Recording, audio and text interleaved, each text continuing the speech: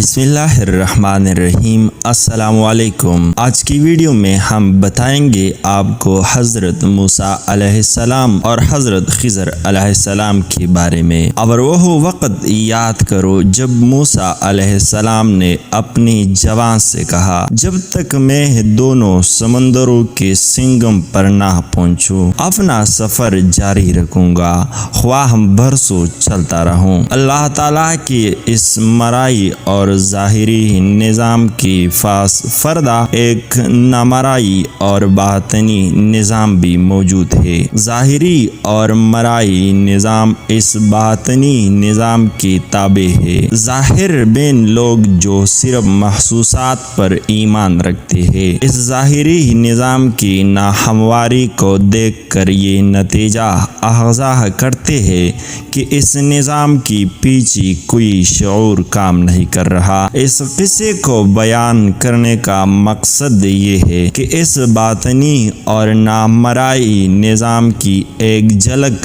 دکھائی جائے۔ اسلامی روایت کے مطابق یہ واقعہ حضرت موسیٰ بن عمران علیہ السلام کے ساتھ پیش آیا۔ ممکن ہے اللہ تعالیٰ اپنے العظم نبی کو اس باطنی نظام سے آگاہ کرنا چاہتا تھا کہ اس ظاہری دنیا میں پیش آنے والے حادثات کی پیچھے کون سی حکمت کا فرما ہے، جیسے کہ حضور رسول اکرم صلی اللہ علیہ وآلہ وسلم کو معراج میں عالم ملکوت کی سیر کرائی تاکہ اللہ کی بڑی نشانیوں کا مشاہدہ کرے، ان راز ہائے قدرت سے آگاہی حاصل کرے جو اس عالم ناسوت کے پردے کے پیچھے پوشیدہ ہے۔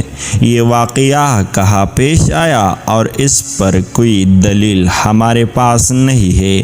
ممکن ہے مدین میں زندگی کے دوران پیش آیا ہو اور ممکن ہے کہ مصر میں پیش آیا ہو۔ جب وہ ان دونوں کے سنگم پر پہنچ گئی تو وہ دونوں اپنی مچھلی بول گئی، تو اس مچھلی نے چیر کر سمندر میں اپنا راستہ بنا لیا۔ دونوں دریا کی سنگم وادی کے نزدیک بحر ارزوق اور بحر عابد، جہاں دریائے نیل کے دو شاخیں آپس میں ملتے ہیں، وہ مقام مراد ہے جو موجودہ شہر خرطوم کی نزدیک ہے، اور وادی کی نزدیک یہ خلیج پارس اور بحر روم کا سنگم ہے۔ یہ سب بات ذہن و گمان اور اندازے کے سوا کچھ نہیں ہے۔ جب وہ دونوں آگے نکل گئی تو موسیٰ علیہ السلام نے اپنی زبان سے کہا، ہمارا کھانا لاؤ، ہم اس سفر سے تھک گئے ہیں۔ جوان نے کہا، بلا مجھے بتاؤ، جب ہم چٹان کے پاس ٹھہرے تھے تو میں مچھلی وہی بھول گیا، اور مجھے شیطان کے سوا کوئی نہیں بلا سکتا کہ میں اسے یاد کروں۔ اور اس مچھلی نے تو عجیب طریقے سے سمندر میں اپنا راہ بنائی۔ حضرت موسیٰ علیہ السلام کو یہ بتایا گیا تاکہ وہ معلم دو دریاؤں کے سنگم پر ملے گی، جہاں سے مچھلی دریا میں چلی جائے گی۔ اسی بات کی تفسیر کہیں نہیں ملتی کہ وہ جوان اس حیرت انگیز واقعے کو کیسی بھول گئی۔ حضرت موسیٰ علیہ السلام واپس آتے ہیں اور اسی سنگم پر وہ بندہ خدا سے ملتے ہیں۔ موسیٰ علیہ السلام نے کہا، یہی تو ہے کہ جس کی ہمیں تلاش تھی۔ چنانچہ وہ اپنے قدموں کے نشان دیکھتی ہوئی واپس ہوئی۔ وہاں ان دونوں نے ہمارے بندوں میں سے ایک بندے خضر کو پایا، جسے ہم نے اپنے پاس سے رحمت عطا کی تھی اور اپنی طرف سے علم سکھایا تھا۔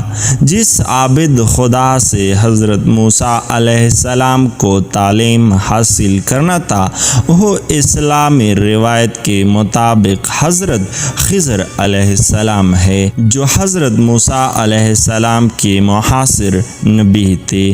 بعض روایت کے مطابق آپ ابھی تک زندہ ہے۔ جیسے اللہ نے اپنی رحمت سے نوازا ہے، رحمت سے مراد بعد قرآنی اصطلاح میں نبوت ہوتی ہے۔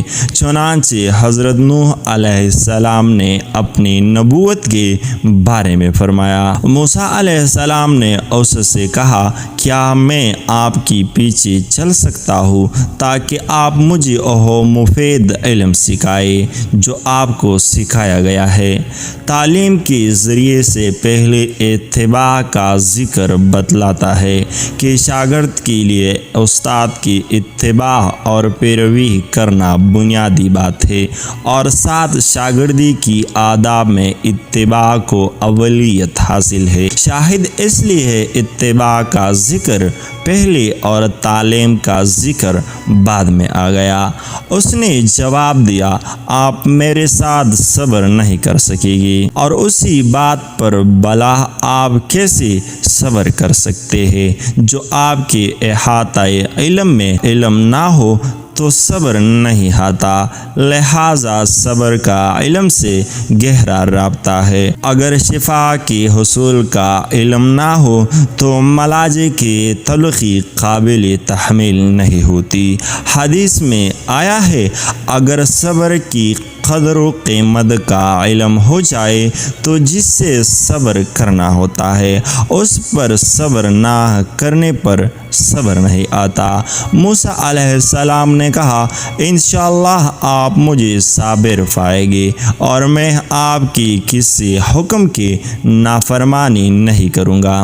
یہ ایک عزم و ارادے کا اظہار ہے، اور حالات کا سامنا کرنے سے پہلے یہ اظہار اپنی جگہ سچا ہے۔ یہ عہدہ فیمانہ حضرت موسیٰ علیہ السلام نے اس اعتبار سے دیا ہے کہ اللہ کے حکم سے جس استاد سے علم حاصل کرنا ہے وہ یقیناً خلاف شروع کا ارتکاب نہیں کرے گا۔ بعد میں جب خلاف ورزی سرزد ہوئی، اسے حضرت موسیٰ علیہ السلام نے اپنے عہدے کی خلاف ورزی تصور نہیں کرتے تھے، جبکہ وہ حضرت خضر علیہ السلام کی خلاف ورزی پر براہم تھے۔ بعض الآراء میں اس براہمی کو خلاف ورزی تصور نہیں کرنا چاہیے۔ چنانچہ حضرت خضر علیہ السلام کی طرف سے توجہ دلانے پر انہوں نے معذرت کی۔ اس نے کہا، اگر آپ میرے پیچھے چلنا چاہتے ہیں تو آپ اس وقت تک کوئی بات مجھ سے نہیں پوچھیں گے جب تک میں خود اسی کے بارے میں آپ سے ذکر نہیں کروں۔ یعنی کوئی بھی حادثہ یا مسئلہ پیش آتا ہے تو اسی کی انجام کا انتظار کرنا ہوگا۔ اگر اس حادثہ اور مسئلہ کے کوئی توجہ آپ کے سمجھ نہیں آئے تو لب اعتراض نہیں کھولنا۔ چنانچہ دونوں چل پڑے، یہاں تک کہ جب وہ ایک کشتی میں سوار ہوئی تو اس نے کشتی میں شگاف ڈال دیا۔ موسیٰ علیہ السلام نے کہا، کیا آپ نے اس میں شگاف اس لیے ڈالا ہے کہ سب کشتی والوں کو غرق کر دے؟ یہ آپ نے بڑا ہی نامناسب قدم کیا ہے۔ اس سلسلہ تعلیم کا پہلا سبق شروع ہوتا ہے۔ حضرت خضر علیہ السلام سے ایسا عمل سرزد ہوتا ہے جو عقل و ضمیر کے لیے قابل قبول نہیں ہے۔ اس واقعے کی ظاہری صورت یہ ہے کہ یہ کشتی چند مسکینوں کا واحد ذریعہ معاش تھی اور وہ بھی حادثے کی نظر ہو گئی۔ یہ ناقابل فہم ہے کہ ان مسکینوں کا ذریعہ معاش بھی چھین جائے، جب اس واقعے کا باطنی پہلو یہ ہے کہ اس حادثے کی وجہ سے ان کا ذریعہ معاش بچ جاتا ہے۔ اس نے کہا، کیا میں نے نہیں کہا تھا کہ آپ میرے ساتھ صبر نہیں کر سکے گی؟ موسیٰ علیہ السلام نے کہا، مجھ سے جو بھول ہوئی ہے اس پر آپ میرا مواخذہ نہ کرے، اور یہ میرے اس معاملے میں مجھے سختی میں نہیں ڈالنا۔ یہاں بول بقول بعضی مفسرین ترک کے معنوں میں ہے، یعنی میں نے جو عہدہ آپ کے ساتھ کیا تھا اس پر عمل کرنا ترک ہوا، اس پر معذرت چاہتا ہوں، یہ نامناسب اور غیر ضروری عمل سرزد ہوتی۔ یہاں بول بقول بعضی مفسرین ترک کر کے معنوں میں ہے، یعنی میں نے جو وعدہ آپ کے ساتھ کیا تھا اس پر عمل کرنا ترک ہوا، اس پر معذرت چاہتا ہوں، یہ نامناسب اور غیر ضروری عمل سرزد ہوتے دیکھ کر بعدی النظر میں حضرت موسیٰ علیہ السلام کا رد عمل ظاہر ہونا اور برہمی ہونا فطری ہے۔ پھر روانہ ہوئی، یہاں تک کہ وہ دونوں ایک لڑکے سے ملے تو اس نے لڑکے کو قتل کر دیا۔ موسیٰ علیہ السلام نے کہا، کیا آپ نے ایک بے گناہ کو بغیر قصاص کی مار ڈالا؟ یہ تو آپ نے واقعی برا کام کیا۔ اس سلسلہ تعلیم کا دوسرا درس شروع ہوا۔ اس مرتبہ پہلے سے زیادہ قابل سرزنش اور ناقابل تحمیل جرم سرزد ہوتی ہوئی دیکھا، ایک بیگانہ پاکیزہ جان کا قتل۔ اس مرتبہ بھی حضرت موسیٰ علیہ السلام صبر نہ کر سکے، ان کا وجدان، ضمیر اور جذبہ اس عہدے پر غالب آ گیا جو حضرت خضر علیہ السلام سے کر رکھا تھا۔ اس واقعے کا ظاہری پہلو یہ ہے کہ والدین کا اکلوتا بیٹا مارا جائے، جبکہ باطنی پہلو والدین کے حق میں ہے۔ اس نے کہا، کیا میں نے آپ سے نہیں کہا تھا کہ آپ میرے ساتھ صبر نہیں کر سکے گی؟ موسیٰ علیہ السلام نے کہا، اگر آپ اس کے بعد میں نے آپ سے کسی بات پر سوال کیا تو آپ مجھے اپنے ساتھ نہ رکھیں، میری طرف سے آپ یقیناً عذر کے حد تک پہنچ چکے ہیں۔ پھر دونوں چلے، یہاں تک کہ جب وہ دونوں ایک بستی والوں کے ہاں پہنچ گئے تو ان سے کھانا طلب کیا، مگر انہوں نے ان کی پذیرائی سے انکار کر دیا۔ پھر ان دونوں نے وہاں ایک دیوار دیکھی جو گرنے والی تھی، پس اس نے اسے سیدھا کر دیا۔ موسیٰ علیہ السلام نے کہا، اگر آپ چاہے تو اس کی اجرت لے سکتے تھے۔ سلسلہ تعلیم کا تیسرا سبق شروع ہوتا ہے اور اس کے مضمون میں تبدیلی آ گئی۔ پہلے سبق میں وہ مضامین پڑھائی گئی جو بظاہر ناانصافی اور زیادتی دکھائی دیتی ہے، جبکہ اس مرتبہ وہ مضمون پڑھایا جا رہا ہے جس میں ایک ایسا عمل ہے جس میں کوئی حکمت اور فلسفہ بظاہر دکھائی نہیں دیتا۔ دونوں کو بھوک کا سامنا ہے، گاؤں والے کنجوس ہے، بجائے اس کی کہ کوئی ایسا عمل انجام دیا جائے جس سے بھوک کا علاج ہو جائے، ایک ایسا عمل شروع ہو گیا جس کا بظاہر کوئی فائدہ نہیں۔ اس مرتبہ حضرت موسیٰ علیہ السلام کی اعتراض کا محرک جذبات نہیں، خواہش نفسی ہے اور حکمت عملی کے فقدان کا احساس ہے۔ بظاہر اس کام کی انجام دہی میں کوئی فائدہ نظر نہیں آتا تھا،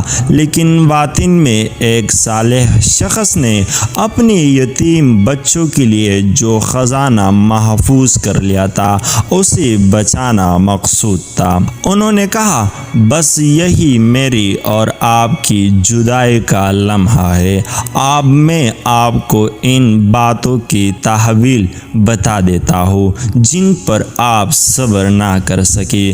اسی تحقیق و تدریس سفر کا جاری رکھنا اب ممکن نہیں ہے، جیسے حضرت موسیٰ علیہ السلام نے دوسری سبق کے دوران ہی سمجھ لیا تھا۔ اس تحقیقی اور تدریس سفر کا جاری رکھنا اب ممکن نہیں ہے، جیسے حضرت موسیٰ علیہ السلام نے دوسری سبق کے دوران ہی سمجھ لیا تھا، لیکن جدائی سے پہلی ان واقعات سے پردہ اٹھاؤ جن پر تجھے اور ہر چشم ظاہر بینوں کو اعتراض تھا، اور ان میں ضمران رازوں کا انکشاف کرو جو نظام حیات کی بہتری کے لیے ضروری ہے۔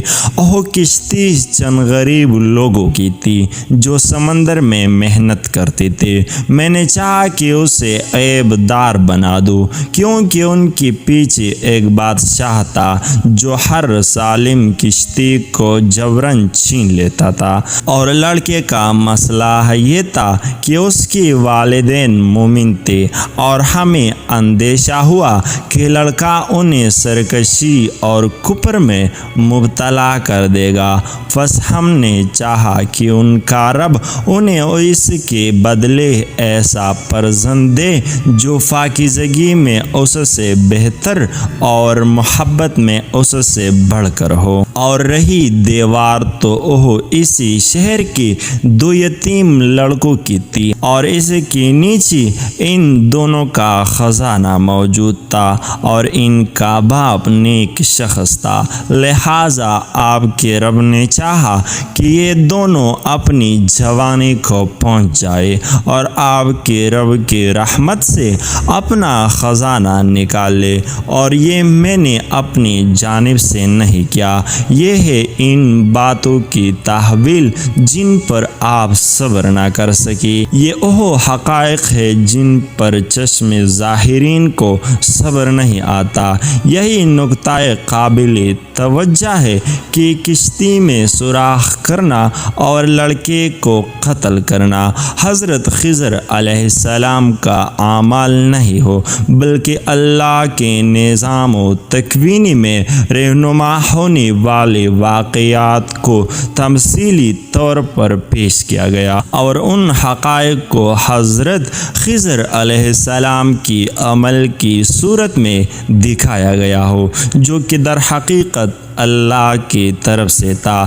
طویل کے بارے میں مقدمہ بھی بحث ہو گئی ہے کہ ہر واقعے اور فعل کی تحویل اور مرکزی نکتہ ہے جس پر فعل کی مصلحت اور اس کی افادیت کا انحصار ہے، وہ اس کا محرک اور جواز بنتا ہے۔